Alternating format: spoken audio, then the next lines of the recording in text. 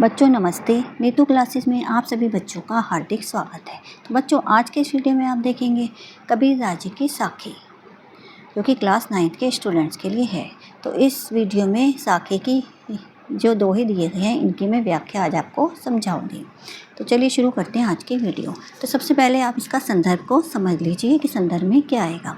तो संदर्भ में आपको देखना है, प्रस्तुत साखी हमारी पाठ्य पुस्तक हिंदी के काव्य खंड में संकलित और संत कबीरदास द्वारा रचित साखी कविता शीर्षक से उद्धृत है। तो अब देखिए सबसे पहला दोहा देखते हैं। सतगुर हमसु रीझ कर एक कहा प्रसंग, बरसिया बादल प्रेम का भीज गया सब अंग। तो देखिए इस साखी में कवि ने गुरु के महत्व को बताते हुए कहा है कि गुरु की कृपा से ही ईश्वर के प्रति प्रेम उत्पन्न होता है। तो कबीरदास जी कहते हैं कि सतगुरु ने मेरी सेवा भावना से प्रसन्न होकर, रीझकर यानी प्रसन्न होकर मुझे एक कहा प्रसंग, ज्ञान की एक बात समझाई, जिसे सुनकर मेरे हृदय में ईश्वर के प्रति सच्चा प्रेम उत्पन्न हो गया। और वह उपदेश मुझे ऐसा प्रतीत हुआ मानो ईश्वर प्रेम रूपी जल से भरे बादल बरसने लगे हों और उस ईश्वरीय प्रेम की वर्षा में भीज गया सब अंग, मेरा अंग अंग भीग गया। तो यहाँ कबीरदास जी के कहने का भाव ये है कि गुरु के उपदेश से ही हृदय में ईश्वर के प्रति प्रेम उत्पन्न होता है और उसी से मन को शांति मिलती है। अब दूसरा दोहा देखिएगा। राम नाम के पट तरे देवे को कछुनाई, क्याले गुर संतोषी है हौस रही मनमाई। अब इस साखी में कबीरदास जी ने सतगुरु और राम नाम की महत्ता पर प्रकाश डाला है। तो संत कबीर कहते हैं कि गुरु ने मुझे राम नाम के पट तरे, गुरु ने मुझे ज्ञान दिया और राम नाम का महत्व समझाया। राम नाम के पट तरे, तो राम नाम का मुझे महत्व समझाया। तो इस अमूल्य ज्ञान के बदले में मेरे पास कोई ऐसी वस्तु नहीं है, देवे को कछुनाई, ऐसी कोई वस्तु नहीं है जिसे मैं अपने गुरु को दक्षिणा स्वरूप में दे सकूं और उसको देकर मैं स्वयं को संतुष्ट कर सकूं। तो क्या ले गुरु संतोषी है हौस रही मनमाई, और गुरु को गुरु दक्षिणा देकर संतुष्ट होने की मेरी जो ये अभिलाषा है, मेरी जो अभिलाषा है, हौस यानी अभिलाषा मेरे मन में ही रह गई, क्योंकि ज्ञान ही सबसे बड़ा दान और बहुमूल्य वस्तु है और उसका मूल्य कोई नहीं चुका सकता। अब तीसरा दोहा देखिए। ज्ञान प्रकाशया गुर मिलया, सोचन विसर जाए, जब गोविंद कृपा करे तब गुर मिलया आए। अब प्रस्तुत दोहे में कहा गया है कि ईश्वर की कृपा के बिना सतगुरु की प्राप्ति नहीं होती। तो कबीरदास जी क्या कहते हैं कि सच्चा गुरु मिलने पर, ज्ञान प्रकाशया गुरु मिलया, सच्चा गुरु मिलने पर चारों ओर ज्ञान का प्रकाश फैल जाता है। ज्ञान प्रकाशया गुरु मिलया, जब सच्चे गुरु की प्राप्ति होती है तो चारों ओर क्या होता है, ज्ञान का प्रकाश फैल जाता है। इसलिए जो गुरु हमें ज्ञान का प्रकाश देते हैं, हमें ज्ञान की बातें बताते हैं, सो जिन विसर जाए, विसर भूलना, उन्हें हमें कभी नहीं भूलना चाहिए। तो जब गोविंद कृपा करे तब गुरु मिलया आए। तो हमें गुरु की, सच्चे गुरु की प्राप्ति कब होती है, जब हमें हमारे ऊपर ईश्वर की कृपा होती है, क्योंकि ईश्वर की कृपा से ही सच्चा गुरु प्राप्त होता है और ईश्वर की कृपा के बिना हमें सच्चे गुरु की प्राप्ति नहीं होती। अब अगला दोहा देखिएगा। माया दीपक नर पतंग, भ्रम भ्रम इवे पड़ंत, कहे कबीर गुर ज्ञान थे एक आध उबरंत। अब देखिएगा इस दोहे में गुरु के महत्व को बताया गया है और कहा गया है कि गुरु द्वारा दिए गए ज्ञान से ही मनुष्य जो है वो मोह माया के बंधन से छूट सकता है।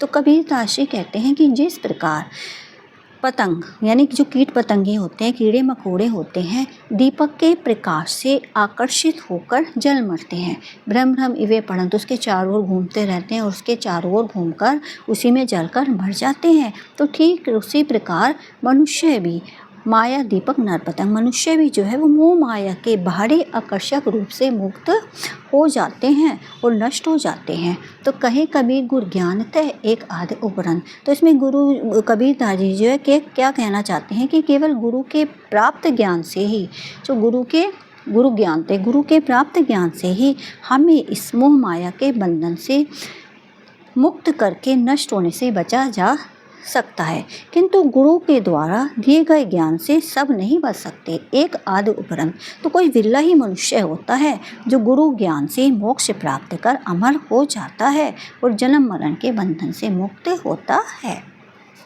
अब देखिएगा अगला दोहा देखिएगा।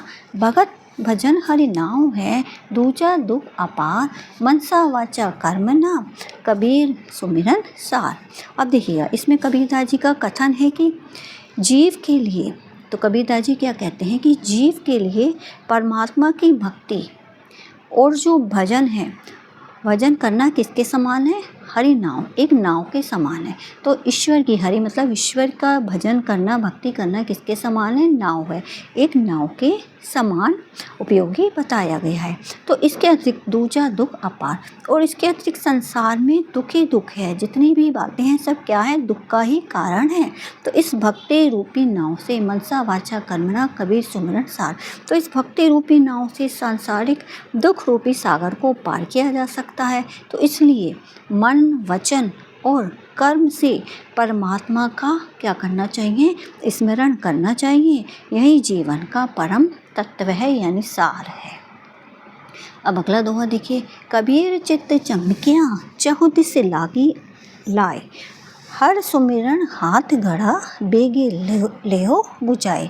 अब इसमें कबीरदास जी क्या कहना चाहते हैं कि उनके हृदय में, कबीरदास जी कहते हैं कि उनके हृदय में ज्ञान की ज्योति जग गई है। कबीर चित्त चमकिया, मतलब चित्त मतलब मन में, उनके हृदय में, उनके मन में ज्ञान की ज्योति जग गई है। अतः अब उन्हें संसार में चारों ओर चहु दिशे लगी आए, चहु मतलब चारों ओर, चारों दिशे चारों ओर विषयों की आग जो है लगी हुई दिखाई दे रही है। चहु दिशे लागी लाए, हर सुमिरन हाथ गढ़ा, बेगे लेहो बुझाए। तो अब कबीरदास जी क्या कहते हैं कि ईश्वर का स्मरण रूपी घड़ा, तो ईश्वर का हरि सुमिरन हाथ गढ़ा, ईश्वर का स्मरण रूपी घड़ा उनके हाथ में आ गया है, जिससे विषय वासनाओं रूपी अग्नि को शीघ्र ही बेगे लेह बुझाए, शीघ्र ही बुझाया जा सकता है। तो कहने का आशय ये है कि जिस प्रकार घड़े का पानी उड़ेल कर, जो घड़ा होता है उसमें पानी होता है, उसको उड़ेल कर आग बुझाई जाती है, तो उसी प्रकार ईश्वर का सुमिरन करके, उसको याद करके जो दैहिक, दैविक और भौतिक संताप हैं उनसे छुटकारा पाया जा सकता है। बच्चों ये वीडियो मैं यहीं समाप्त करती हूँ। इस वीडियो में मैंने आपको साखी के कुछ दोहों की व्याख्या समझा दी है, और आगे के जो दोहे हैं तो उनकी व्याख्या मैं आपको अगली वीडियो में समझा